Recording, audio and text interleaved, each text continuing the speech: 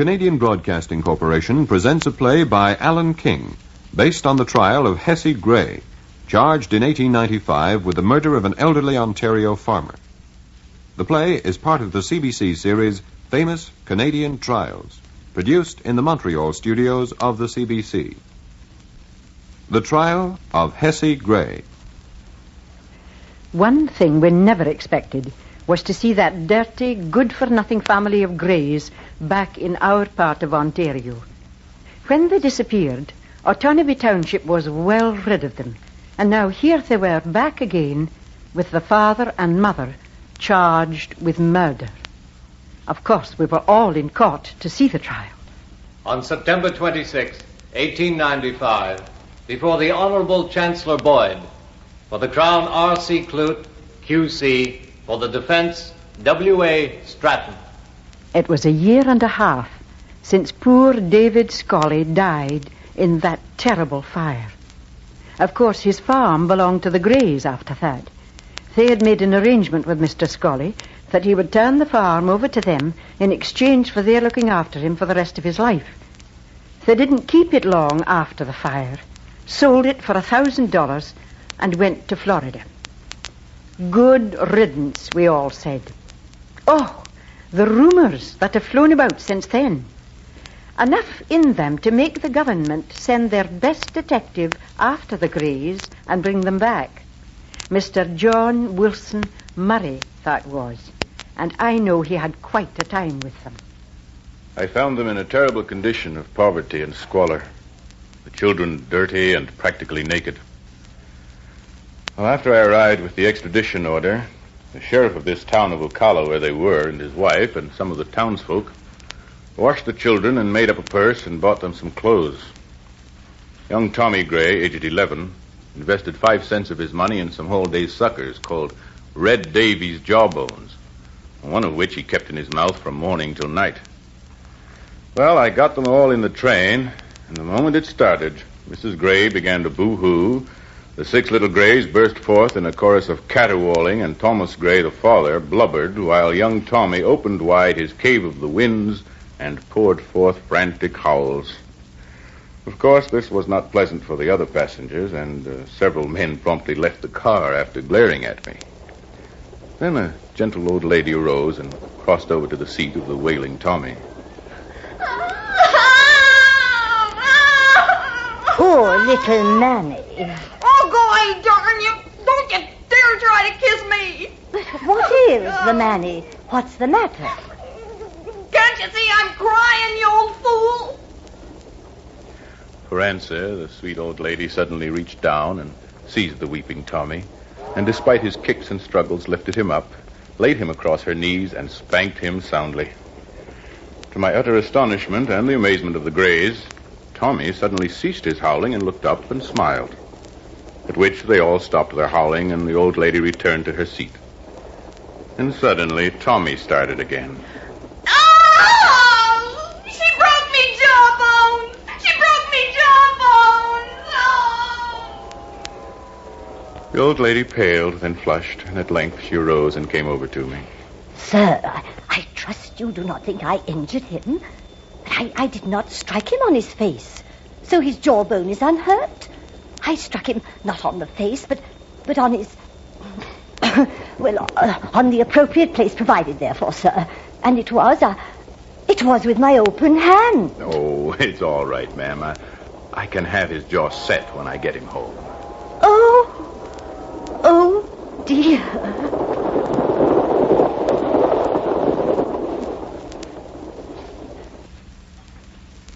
The old lady gave me a most mystified look and went back to her seat, while Tommy produced some of the broken Red Davy's jawbones from his pocket and sat there contentedly sucking one.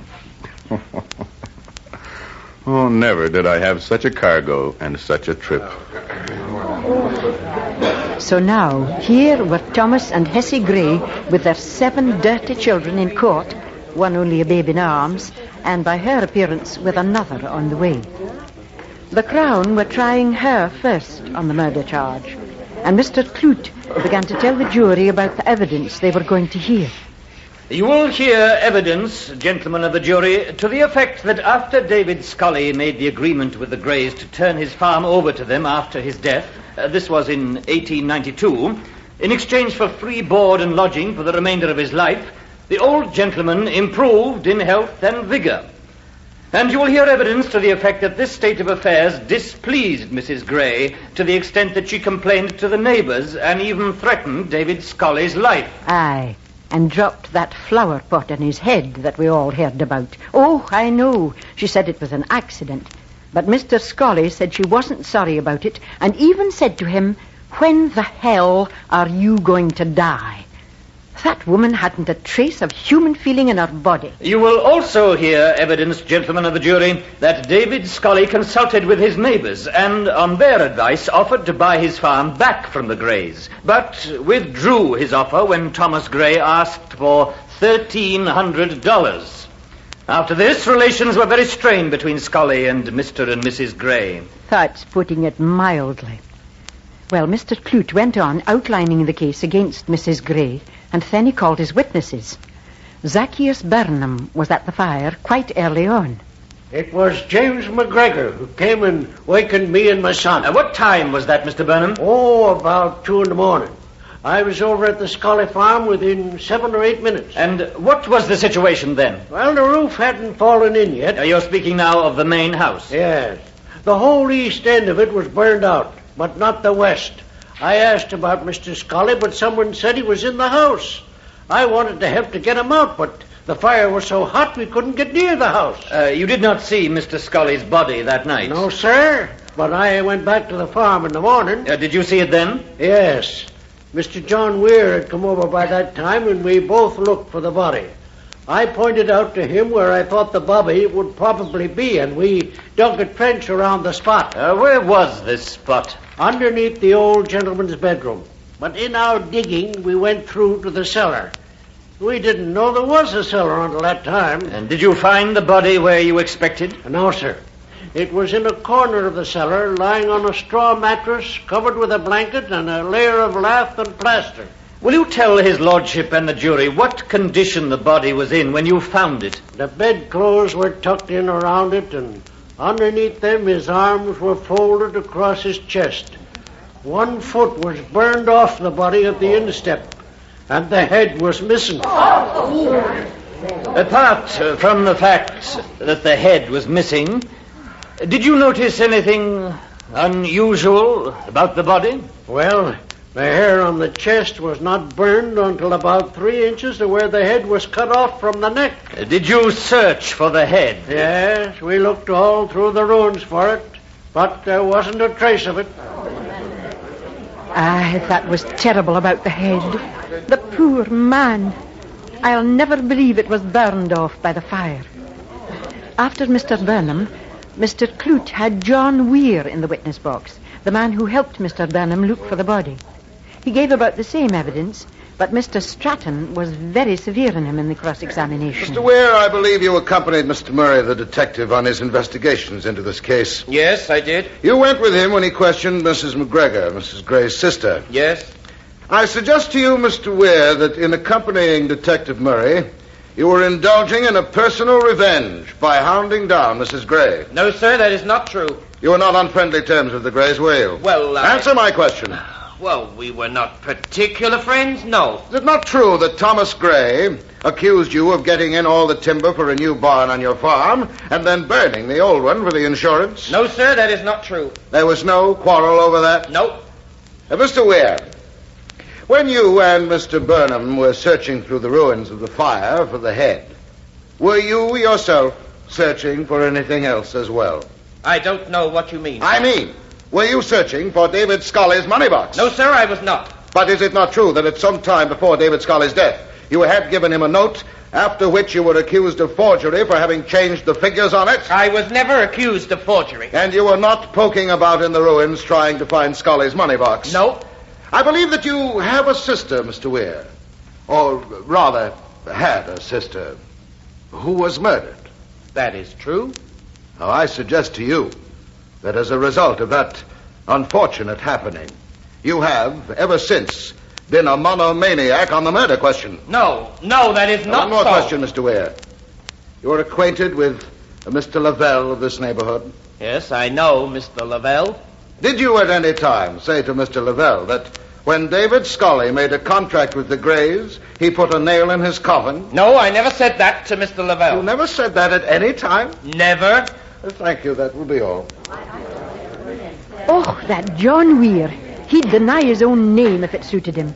As far as saying that David Scully put a nail in his own coffin, I've no doubt he thought it at least. And so did I. The old man was so healthy and strong, the Greys thought they would never get the farm. Soon after John Weir, Mr. Clute called Dr. Caven to describe the body when he saw it. Oh, it was horrible. I didn't see the body until it was exhumed on June the 1st, 1895, 16 months after the fire. Will you describe its condition, Dr. Caven? When I saw it, it was still clothed in 2 shirts, drawers, and socks. The shirts showed evidence of fire around the neck. The head was missing. The chest was covered with thick hair, which was untouched by the fire. The collarbones and neck vertebrae were destroyed. The left shoulder blade was missing. The right shoulder badly burned. The upper parts of both arms were badly burned. All the ribs on the left side were burned, but not on the right side. Will you look at Exhibits 5 to 8 and tell us what they are? These are the neck vertebrae from the body. What can you tell us about their condition?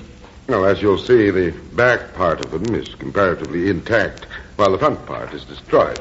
In your opinion, Doctor, could this condition have been produced if the head had been attached to these vertebrae? No, the head must have been severed before this condition was produced. Have you been able to come to any conclusion as to whether or not David Scully was alive when the fire reached him?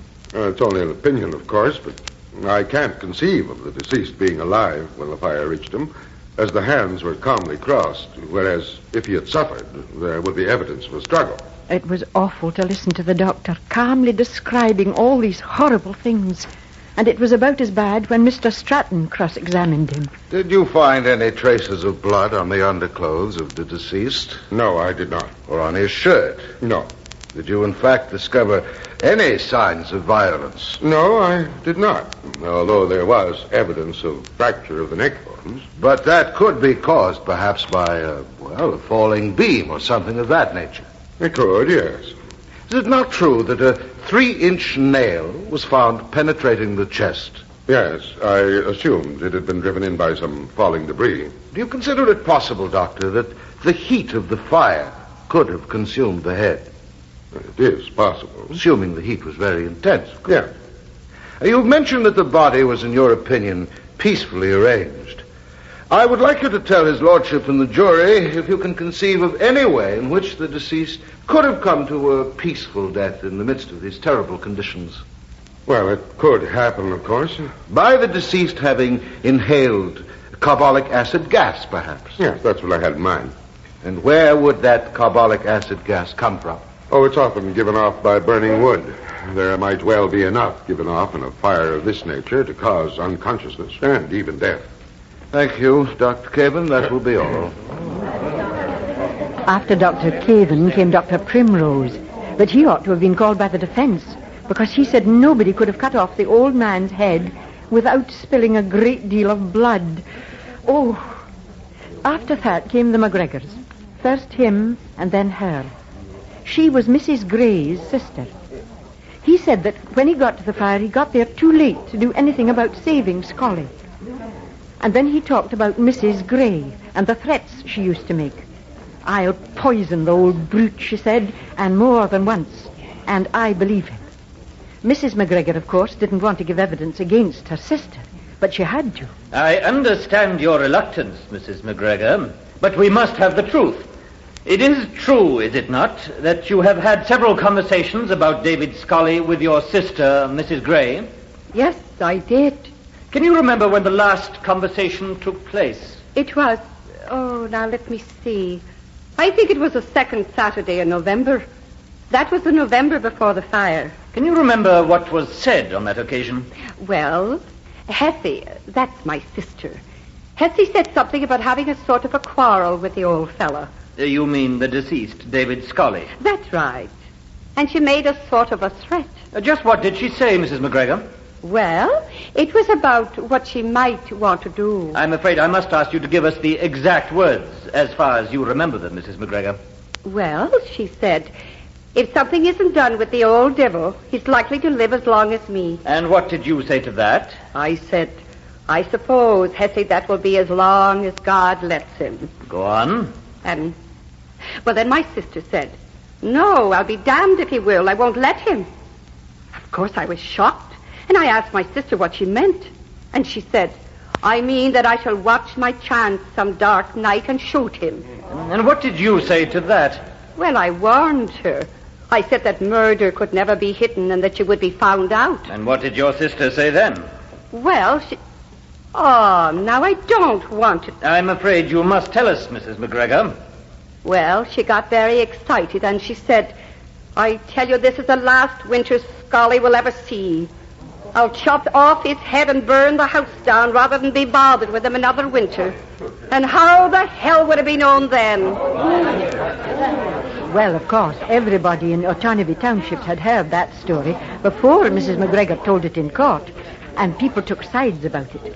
There were those who didn't believe Mrs. Gray ever said anything of the sort. They said that the McGregors hated the Grays and would do anything to hurt them, even though the women were sisters. And then there were those who believed Mrs. Gray capable of saying just what she did say and of doing it, too. I myself am quite certain that... But I'll no say any more about that. At any rate, Mrs. McGregor hadn't much more to say about her sister, except what Mr. Stratton got out of her when he cross-examined her. So you admit, do you, Mrs. McGregor, that there was bad feeling between you and your husband and the Grays? Well, yes, but it was... There was bad feeling, wasn't there? Yes, but I would have gone and been friends with my sister if my husband had allowed me. Well, that will be all, Mrs. McGregor. And that was all there was for that day. The next morning, we all got a surprise when Mr. Clute announced that he would not call any more witnesses. Mrs. Gray looked sort of pleased about the whole thing. A small woman she was, bright as a new sixpence, and keen as a razor, and sharp-tongued, too, sitting there in the dock holding her baby in her arms, to impress the jury, no doubt. Mr. Stratton said he was ready to address the jury, but that he would only speak for a few minutes. I will just say that the defense will consist of a complete denial that Mrs. Gray did any harm to the deceased, David Scully. The defense contends that Scully died in the fire, the only strange circumstance being that his body was found in the cellar rather than in his own bedroom, and that the cellar was in the opposite corner from that part of the house where Scully usually slept. But the defense contends that this fact is not enough to justify the malicious gossip that unfriendly neighbors have put about concerning Mrs. Gray. You are asked to come to your decision on the facts, gentlemen, not on gossip.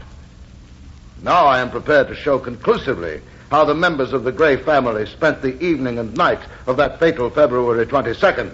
And I contend that this will show that they must be held totally innocent of Mr. Scully's death. Well, he started off with that William Leahy, who'd talk the four legs off a mule.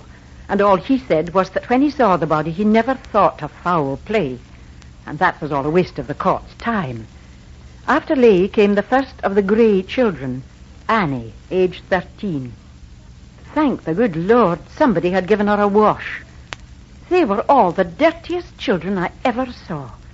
That detective, Mr. Murray, said that when he was bringing them back from Florida, it was awful when he got the whole family into a railway car in the heat.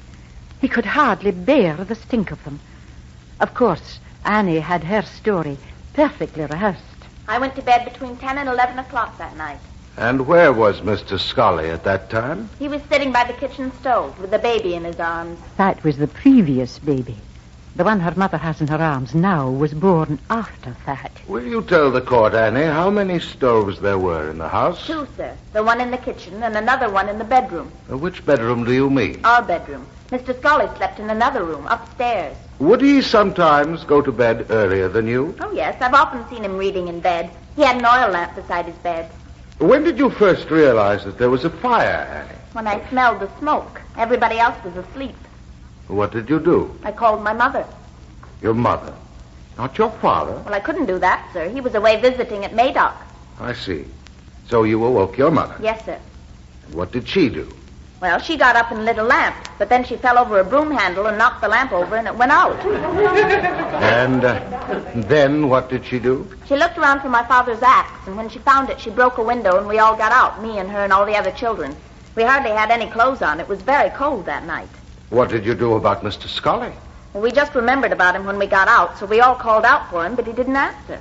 And after that? Well, there was nothing to do then. My mother said she was going to try and go back into the house and look for Mr. Scully, and we were all to go up to my Uncle James McGregor's. And that's where we went. Very well, Annie. That will be all. Oh, butter wouldn't have melted in her mouth. I will say for her she faced right up to Mr. Clute when he cross-examined her. Now, Annie, you say that you went to bed before your mother did. Is that right? Yes, sir. So that if she went out to the barn before going to bed, you wouldn't have known anything about it. I didn't know she went out there. You say that after you woke your mother up, she found an axe and broke open the window. Yes, sir. Why did you not try to get out through the kitchen door? We couldn't get into the kitchen. When we opened the door to it, the flames came through, and we had to shut it and run back. Then we went out by the window. I see. And when you did get out, why did you go to the McGregors, who lived some distance away, instead of to Mr. Burnham's, who was the nearest neighbor to you? Because Mr. Burnham was a rich man, and we were ashamed because we had not much on. Very well, that will be all. Aye, and Mr. Burnham could have seen the dirt on them. Not that that would cause those children a moment's worry. Oh, they could speak up for themselves, they could. Especially young Tommy Gray, who was next after his sister. How old are you, Tommy? 11, sir. Can you remember the night of the fire, Tommy? Oh, yes, sir. What happened that night? Did you go to bed when your sister Annie did? No, sir. I had to help my mother with the chores because my father was away at Madoc. I see. And when was this? Right after Annie went to bed. My mother told me to come out to the barn with her, and I went, and we did the chores, and then we came back to the house. Was Mr. Scully still in the kitchen? Oh, yes, sir. He was still there.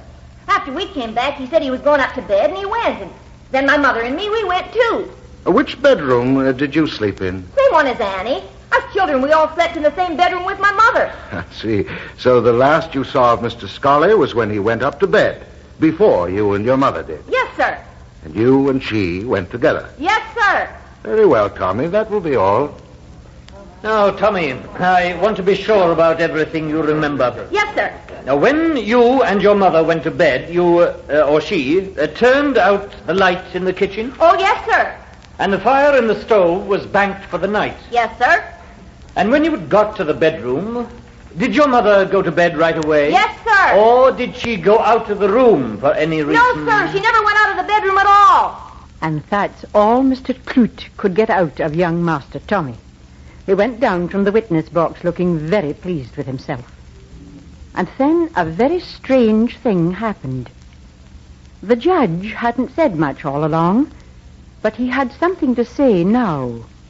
Mr. Stratton, have you many more witnesses that you intend to call? Yes, Rod. About 7 or 8. Well, I really don't see the necessity of taking up any more time. When the Crown closed its case, it seemed to me that the jury could not convict without presuming a great deal against the prisoner. But now the Crown's case has been convincingly refuted by the defense witnesses that you have called so far, who appear to me to be telling the truth.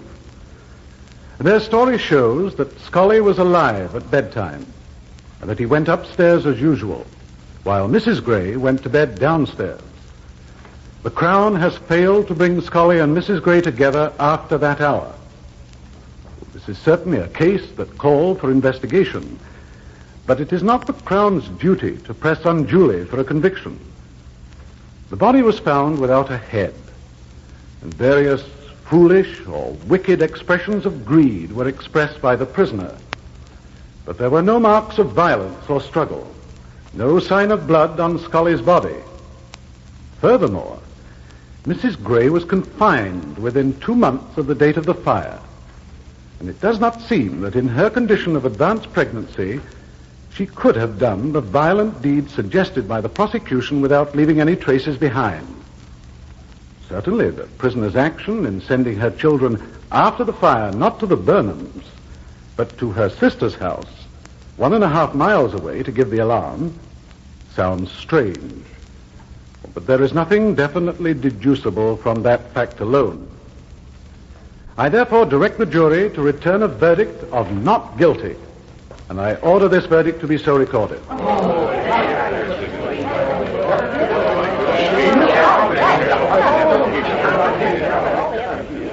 Well, I can tell you I was pretty surprised when that happened. After all the threats Mrs. Gray had made to be let off like that. And you should have seen her when they let her go, smiling away at everyone in the court. As for her husband, that good-for-nothing, they didn't even go on with the charge against him. He was 40 miles away on the night of the fire. So if they couldn't convict her, they certainly could never make a case against him. Oh, I suppose I should be fair and say that the judge was quite right. It was a poor case the Crown made. And if a person is acquitted by a jury, well, it's the Christian thing to say no more about it. Mind you, I wouldn't go as far as some people, the way they were written up by the reporter in the Globe. The general sympathy in this vicinity with the Greys is likely to take a tangible form. And already steps are afoot to get up a subscription to set them on their feet again. Many of Peterborough's leading citizens are interesting themselves in the matter, as there is a strong feeling abroad that the couple has been very hardly used. Aye. Well, that's as may be.